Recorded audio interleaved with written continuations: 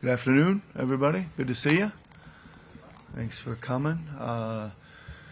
Good to be back, getting ready to go. First day of practice tomorrow, so we're excited for that. I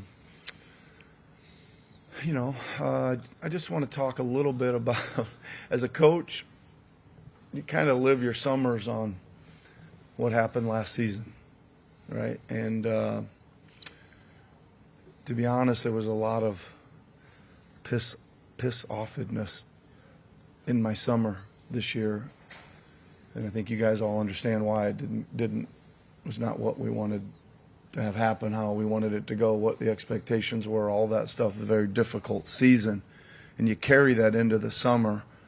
And I always kind of told you guys this before. The first thing that I always know that a solution to a problem is hard work and getting to work. So the summer was spent with a lot of evaluation, a lot of hard work, obviously draft, summer league, workouts, all those kind of things. But what we squeezed, I think, out of the summer from a work perspective, and what we squeezed out of the players from getting on the floor and getting ready to go to getting to today, really, really happy with. I think I sense their pissed offedness too, right? And wanting to make sure that doesn't happen again. So that's where we are leading into tomorrow. And again, we look forward to getting to work in an official capacity tomorrow and getting this season started. Yeah, I echo what Coach said. All of us are hungry to show the city what we can do again. We know that last season wasn't one that we can be proud of, and we want the city to be proud of us again. I walk around Center City every day. I see the excitement of the Eagles. I see the Phillies playoffs. This offseason was about working every day to get ourselves back to being in those conversations. And we're excited about the guys we've added. We're excited about the key things that we've done this summer from a roster perspective to give Coach more tools. But we know that we're at the point where we've got to go out there and show it. No one's really interested about anything until we can turn the page and put a lot of wins up on the board and show the city that we're the 76ers everyone knows we can be. So, questions? Hi, Daryl. At exit interviews last year, you said that you guys needed to hit the ground running this year, and that started with you and setting a better tone, and you didn't set a good enough tone at the start of last year. So I'm curious, now that we're here, what does that look like? How can you set a better tone for the group? Yeah, I think that's the whole group, and I think I'll give a lot of credit to the players and the coaching staff. Obviously, the off season is voluntary, but the leadership that our players have put in over the summer, putting in the daily work, has been the best I've seen in my career. And it's really created a togetherness. And to your point, I hit the ground running, and obviously that's a question for Coach. But because the guys have been here voluntary and putting in the work, our first day of practice, I don't think it's going to feel like a first day of practice. It's going to feel like a continuation of all the time they've put in to here. Coach Nurse, Daryl, hi guys. It's pretty obvious from listening to all the players who've spoken that there's a lot of enthusiasm going into this year. At the same time, Joel candidly expressed a very day-to-day approach. Paul's recovering from his procedure, and Jared unfortunately had his injury yesterday after being injured last year. The injuries have really been a big problem for you guys, not just last season, but the season before. So what are you guys doing this year to avoid all of those injuries? Well, I think, frankly, some injuries are fluky, right? I mean, Jared's couldn't have been more more fluky. You're going to have those, and we're still working with doctors to see when he'll be back. I think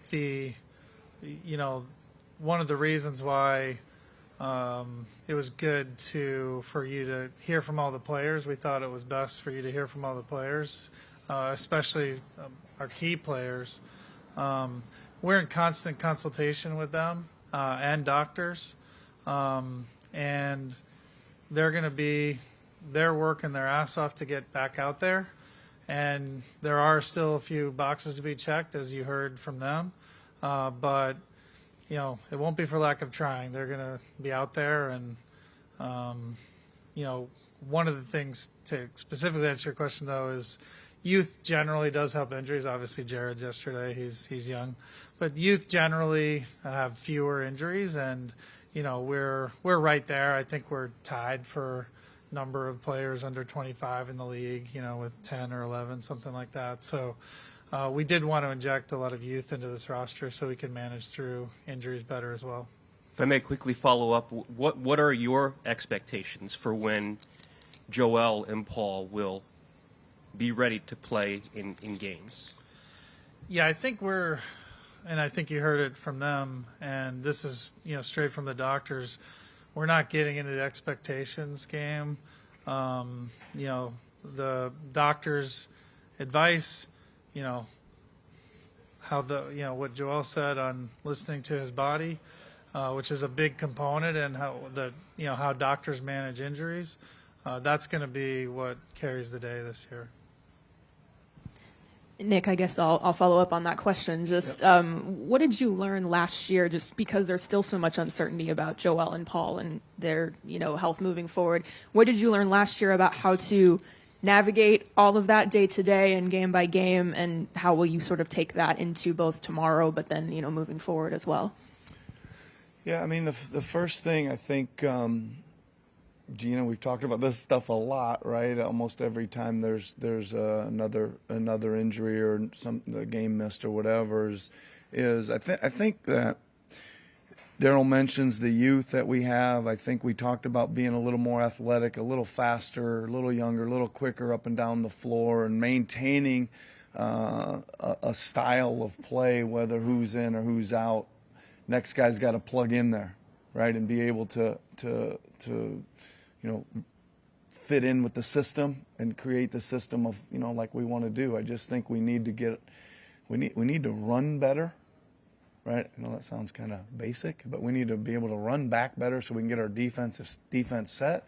We need to be able to use that same speed and quickness to push forward better, right? I think you'll see a lot more of that the defense we play is kind of pressure based and certainly turnover based, right? Even with 40 different players last year, we still end up third or fourth in the league in creating turnovers. Like, it's still part of what we want to do, but I think you'll see a lot more flying around, and that shouldn't change, right? That shouldn't change as much, right? And I think that's kind of part one. Part two would be I think mentally everybody's got to understand, like, this is where we are. We know there's going to be games missed. Like, every team has players missing games, and we need to just be able to, like, forge forward immediately, right? Like if you want to take the punch in the gut for a second, that's fine. That's all you got is a second, this guy's out, whatever. But let's forge forward. Let's do it together, right? Let's make sure that the style of play and the effort, being prepared to go play the game, all that stuff stays at a really high level. Yeah. Nick, I know you talked about, you just want to get guys out there in a certain style of play. But Joel is an extremely integral part of what you do, and PG is as well. You guys only had 15 games last season with the big three playing. How much does this set you guys back, especially going into training camp, not knowing, when they're going to come back? Maybe you guys do know when they're coming back, but you don't have these guys just like you didn't have them last year, and you started out 2-12 and had a tough time recovering from that. Well, it doesn't set us back at all, right? And we're not going to let it set us back, right? Like we've again reiterate how much work we've done this summer. I think again we've added some youth speed, quickness, athleticism that we feel really good about. There's a lot of guys that we know, I think, that can be in a rotation on a good NBA team, right? So we're just gonna keep working tomorrow. I mean, I know it's officially get to work tomorrow, but get to work tomorrow and establish this style of play. Make sure that we're giving tremendous effort each and every day and playing extremely hard each and every night. And I guess, Daryl, for you, how confident are you that you could get something resolved with Quentin? I think NBA rules don't let me characterize. I will say I think we will get to a resolution in the next few days, hopefully. But we're excited to bring him back. Quentin's a big part of what we're trying to do now and into the future if we can get things resolved. It seemed like perhaps at times last year the team wasn't equipped to play as well without Joe and Paul, even though given Joe's injury history, it seemed like that should be kind of a given. He's going to miss a lot of times. Do you really feel like what kind of team can you guys be when you have to face the prospect this year, likely, of playing without Joel for a stretch and perhaps without Joe and Paul if that happens for a stretch? Who do you want to answer that? Can either were you either one? There? No. I'll give quick, and go then ahead. you can jump in.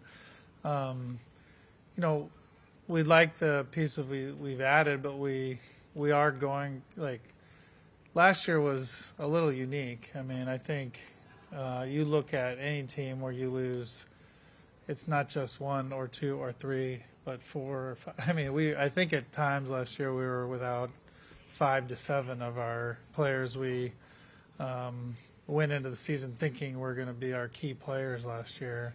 We're going to need a little better luck than that, let's be frank. But we also feel like we've buffered things better with youth and some new pieces. Like one of them just walked in here, Watford. We think Watford can give us a lot this season. So we feel like we've added pieces, and we are coming into the year. I know it maybe doesn't feel that way, with a better situation on the health side, and then we're better able to sustain it. Daryl stole my answer. Oh, I'm sorry. That's right. Hey guys, Just hi kept Daryl. going. Hey Nick. Daryl, it's for you. Just kind of bigger picture. What's for you the goal? Excuse me, the goal of the team right now. There was clearly a championship window that you tried to take advantage of last year. Is that still where you're at? Have you pivoted? I know you love your championship odds. Are you still looking at those? Yeah, look, I think we've collectively, and this has been great messaging from coach to our veteran leaders on down, and we're talking about just winning the day. 1% better every day is a Tyrese phrase he uses. We realize we're in the prove it phase. I don't think it really matters what we're saying up here on our expectations at this point.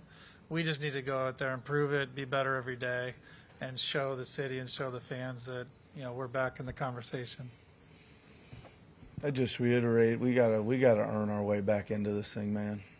Right? We gotta work and earn our way back into getting in the tournament. That's where we are.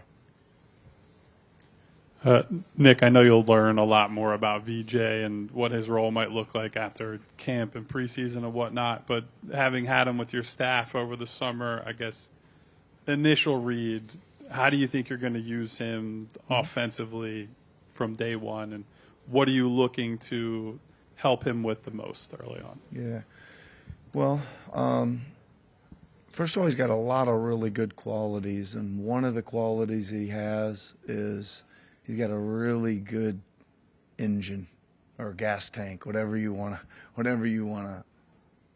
And that means he's able to put in the work, a lot of work in a day, and come back and do it again, and do it again and do it again. There's not much wavering, if any at all, on his day-to-day work ethic, right? So that's a great place to start when you're a young player. You ask me how do I think I'm going to use him. I think I'm going to use him on the ball, and I think I'm going to use him off the ball. I think that will go for a number of our guys. There'll be some on-ball, off-the-ball stuff. What does he need to improve on? He has a pretty good tempo and feel right now. I really am impressed with that. He athletically does things every single day that pop off the page, and you're going to be like, how did he get from here to here, or from there to there, or whatever. We really went to work on his shooting kind of from day 2 after we drafted him, and he's made some great strides there. I think success for him this year is minutes. At the end of the year, how many minutes did he play? Because we need to let him ride through some of the rookie ups and downs, young rookie ups and downs, let him play through some mistakes. But there's a lot of positives that we've seen so far. I guess there's a executive and coach kind of component to this. You mentioned, the intentionality of your messaging, and Tyrese was up here talking about culture and kind of building a program, and that can be tough to do when you're changing your roster kind of every year. And this year you actually have kind of the pieces where you can look at guys and say there might be 5, 6, 7 guys who are here 4 or 5 years from now. Was that a conscious effort organizationally on your part? Yeah, just to want to get younger. Obviously, have guys that hopefully can grow and build. With our top veterans. Absolutely was an intentional part of it, both with the roster and outside of it. We evaluated every department, coach and I, and have made, a lot of the stuff are behind the scenes, tweaks or way more than tweaks, but, from A to Z, how do we turn the page and make sure, we have a championship approach in everything we're doing, and that did result in a lot of changes, a lot of painful changes, on the roster and outside, but we thought they were the right thing. What's it like? I guess the 2 timelines kind of notion is a little oversimplified, but I mean, as a coach, what's it like? You do have 2 completely different teams with Joel and Paul out there, and with kind of your young guys, with Tyrese kind of being the veteran of that young group of guys. How do you handle that as a coach? Is that How do you balance that? Did you get some new glasses? I like them. Thanks, man. Yeah, Thanks. They're not new, but they look good. Well, thanks. The first time I've seen you. Appreciate it. Listen, I think Daryl kind of touched on this before, is that we're hoping it's not so drastically different, right? And I think that if it's just one guy, and then we can keep kind of 80% of the starting lineup there, and maybe 80% or 100% of the rotation there. That again, I think, offense shift, shots shift, responsibility shift, rim protection shift. There's some shifts, but they're a little easier to manage. So I think that's probably the goal, right? And that's what we'll shoot for. We'll get to work on tomorrow. Yeah.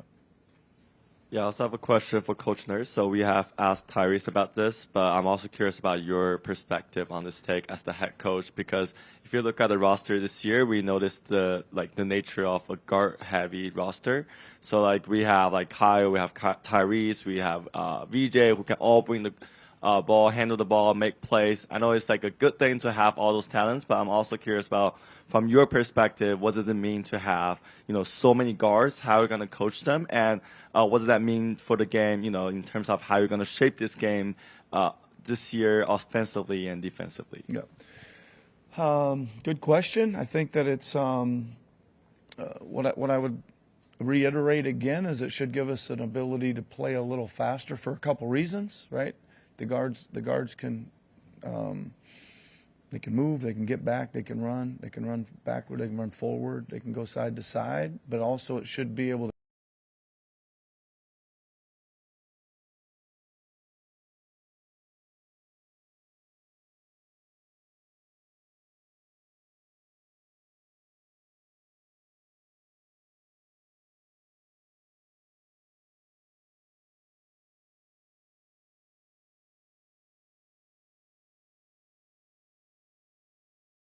exploitation at times. You know, it's happening in this league now, right? There's a lot of teams playing 4 guards at once. So I think we need to be versatile enough to match up against those teams. I think we have the possibility of pushing guys both directions.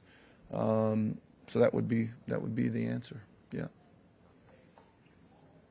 Hey, Daryl, Nick. Daryl, you mentioned listening to the doctors when it comes to Joel. What have the doctors told you, and how confident are you that the issues that were plaguing him throughout last season have been resolved going into this one?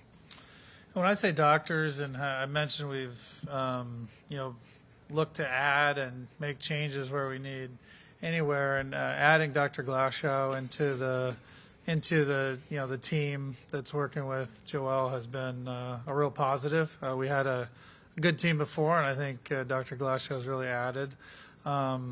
I think, look, again, we're in sort of the prove it phase, and in that I don't want to like set up that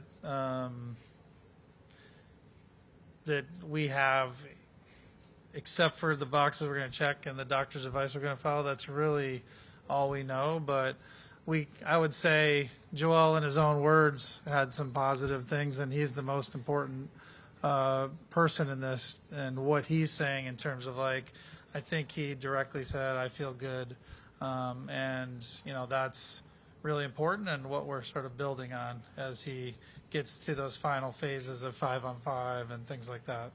Nick, what would be different about how you manage him this year as opposed to last season?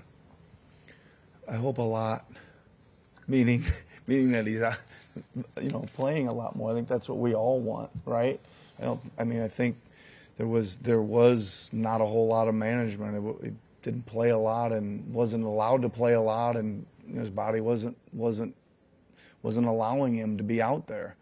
I hope there's some management issues where we're trying to figure out when he's playing, when he's not playing, and it's going on for a long time. That's what we're all hoping for. So do have a little experience with that from the past of kind of trying to see what it looks like as the season goes on.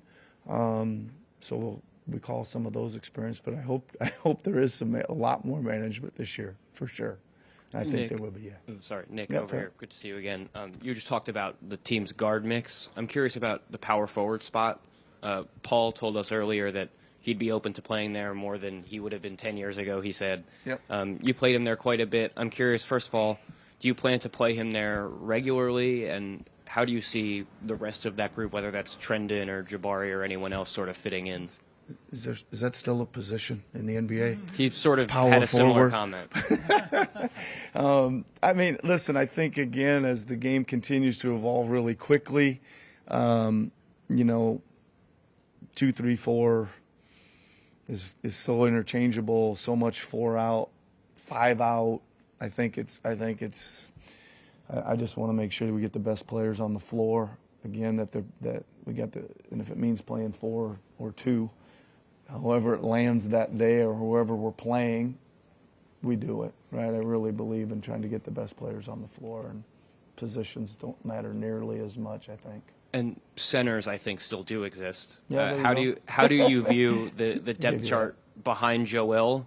How much did you see from Adem last year? Does it lead you to believe he can handle a regular rotation role for a competitive team? And then guys like Andre and Broom, and even I don't know if you see Barlow as an option at the 5. Great time of year to ask that, leading into training camp. I expect it to be a great competition for that spot. I just really want to see it all play out and just watch them kind of fight it out in the next month or so. Coach. Hi. Yeah. Hey, what's up, Tony? How you doing? Speaking of power forwards, and what's the uniqueness of having a guy like Trendon who can handle the ball, who can initiate offense, especially being outside, makes you a little outside in terms of being able to bring Tyrese off of screens or VJ off of screens while he's initiating up top. And is that the sort of kind of versatility that you wanted to kind of add to this season? He's a point forward. I'm just kidding. Just kidding. He is versatile, right? Like we like it. He's a guy that can run the floor and sprint to the corner and finish a layup, or he can grab the rebound, bring it himself, get you into the offense. Great vision, right? Sees the floor, draws defenders, finds the right plays, and then he can score a bucket too when you need him to. So we like it. I'm glad he's here. I'm glad he's here. Yeah, I've liked him for a while, so they I'm cut glad, my I'm mic glad off, he's man. here. Yeah, that's good. I was going to Guess say, it's the end for I've been me. on you. I've been on you No, for a Nick's while. been on us for a while, and yeah, that's he's seen him as a good fit for a while, and we did try to trade for him, never quite worked, but we were able to sign him, so we're happy. Hey, Nick. Over here. Yep. How you doing? Hey, doing all right? Rebounding, especially defensive rebounding, has been a real weakness. If you're going to be a guard-heavy team that continues to care about forcing turnovers, what's the approach to improving that area? Yeah, I think, again, it's going to be everybody's going to have to be involved. It's going to be a collective effort, right? It's going to be something we really need to not only plan well, like what's the plan, and then it's going to be something we need to drill well, right? As well, it's going to be something we definitely need to focus in on. Yeah. Nick, you talked about your own level of piss-offedness that you had over the summer, and I think that's something, going back, we saw that through Tyrese, we saw that through Eric, basically everybody. Mm-hmm. How do you kind of communicate to these guys, and we've heard about these physical practices, mm-hmm. How do you transform that piss-offedness and mold it into productivity and into determination? Well, really good word you ended with there is it should make us more determined. I think I see that, like, and it goes in a lot of things. Like, you've been around, if you had been around here at all lately, you're hearing me talk about conditioning and getting in great shape and how hard they're getting pushed in the weight room, and lots of those things that kind of enable you to play with some toughness, physicality, push through when you think you're tired that you're not, right? And that's the kind of thing that I think we take care of some of that stuff. I just want to, like, listen, I want you to walk away from the game and saying, Jesus, they played their asses off tonight. That's it. Yeah.